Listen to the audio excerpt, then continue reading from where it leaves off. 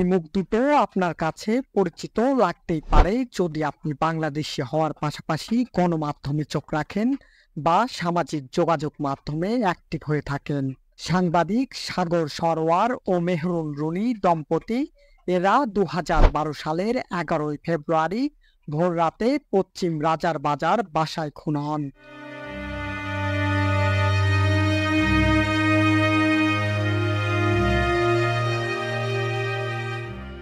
তাদের খুনের পরে নানা গল্প শুনেছে বাংলাদেশ, তবে সে গল্প ঠিকঠাক মতো দাঁড় করাতে পারেনি শেষ পর্যন্ত। সাংবাদিক সাগর সরোয়ার ছিলেন তৎকালীন মাছরাঙা টেলিভিশনের বার্তা সম্পাদক এবং মেহরুন রুনি ছিলেন এটিএন বাংলার সিনিয়র রিপোর্টার। যাদের হত্যা রহস্য জট ছাড়ায়নি এক যুগ পার করেও।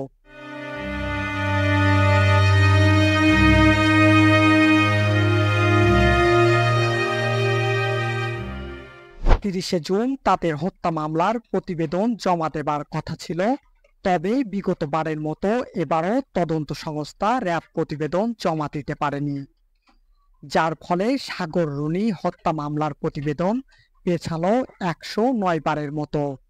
এটাকে কি রাষ্ট্রের ব্যর্থতা বলে আপনার মনে হয়, নাকি শাক দিয়ে মাছ ঢাকার শুধুই ব্যর্থ চেষ্টা?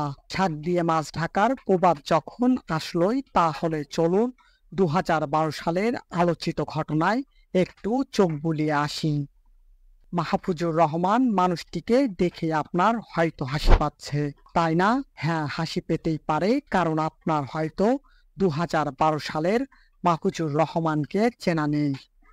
আপনি হয়তো শুধুমাত্র সস্তা কমেডিয়ান কিংবা হিরো আলমের কার্বন কপি হিসাবে জোকার টাইপ মাহফুজুর রহমানকে চিনেন।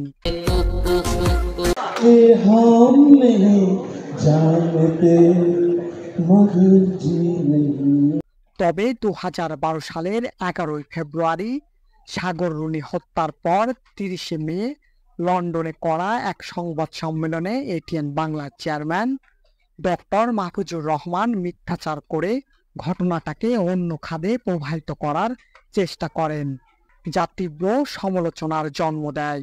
হত্যার ঘটনাটাকে পরকীয়ার দিকে উস্কে দেবার জন্য বড় গলায় মিথ্যা বিবৃতি দিতে থাকেন। সন্ধ্যা থেকে সকাল ৬টা পর্যন্ত ডিউটি ছিল, এমন কি ঘটনা হলো সবকিছু ফালাই দিয়ে কাজ ফালাই দিয়ে সে রাত ২টার সময় ভট্ট বাড়িতে আসলো। এটা কিন্তু সবারই প্রশ্ন, যেমন কি ঘটনার সে আলামত পাইছিল যে তার অফিসে কারো না জানায় সে ভট করে সে রাত ২টার সময় বাসায় গেছে। তার মিথ্যাচারের জবাব দেন মাছরাঙা টেলিভিশনের প্রধান বার্তা সম্পাদক রেজানুল হক। যে কথাটি বলা হয়েছে যে সে তার ডিউটি ছিল সকাল পর্যন্ত এবং সে কাউকে না জানিয়ে বাসায় ফিরে গেছে, এই তথ্য একেবারেই ভুল।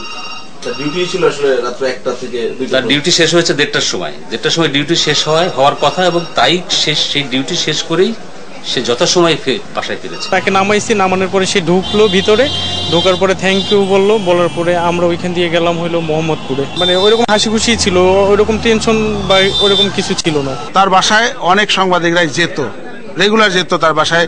তার বাসায় এরকম নাকি শোনা গেছে মদ খাওয়ার আড্ডাও চলতো, বিভিন্ন সাংবাদিকরা তার বাসায় যে মদ টদ খেত। সেদিন মাহফুজুর রহমানের করা পদে পদে মিথ্যাচারের জবাব দিয়েছিল টেলিভিশনে করা অনুসন্ধানী প্রতিবেদন। সাংবাদিক মহলে মাহফুজুর রহমানের করা মিথ্যাচার চরম বিতর্কের জন্ম দিয়েছিল। এখানে আরেকটি প্রশ্ন রয়েই যায়, এই সময় রাষ্ট্র কি করছিল? হ্যাঁ, তৎকালীন স্বরাষ্ট্রমন্ত্রী অ্যাডভোকেট সাহারা খাতুন অভয়ের বাণী তো শুনিয়েছিলেন, যা ছিল নিছকি রূপকথার ছেলে ভুলানো গল্প মাত্র। অন্তত ৪৮ ঘন্টার মধ্যে যাতে করে এই হত্যাকারীদের যাতে ধরা যায়।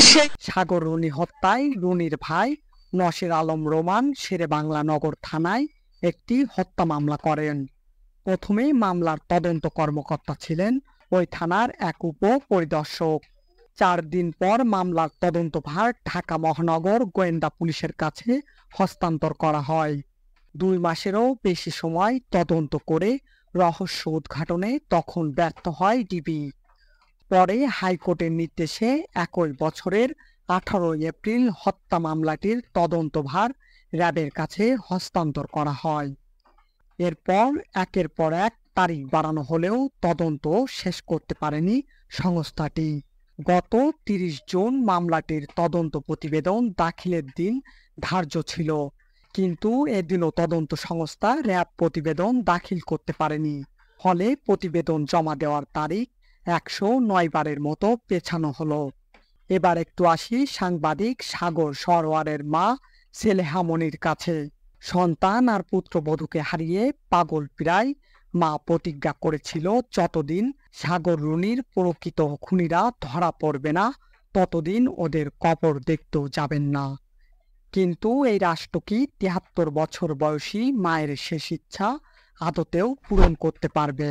প্রথম আলোর এক প্রতিবেদনে সাংবাদিক সাগরের মা সালেহা মনির বলেছিলেন, আমি প্রতিজ্ঞা করেছিলাম যতদিন সাগর রুনির প্রকৃত খুনিরা ধরা পড়বে না ততদিন ওদের কবর দেখতে যাব না।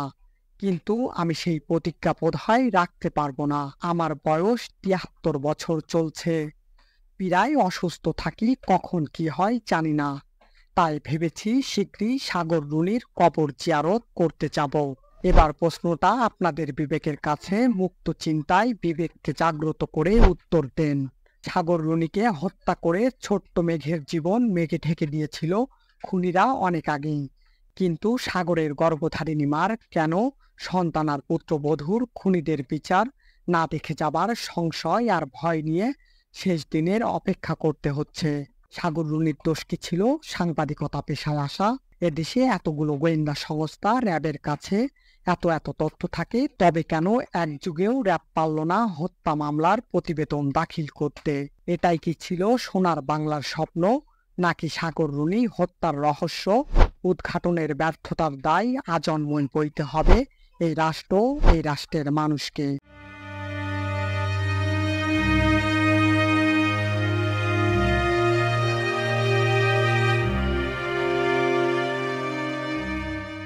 সবাই ভালো থাকবেন, ধন্যবাদ। দেখা হবে আবারও কোনো নতুন ভিডিওতে।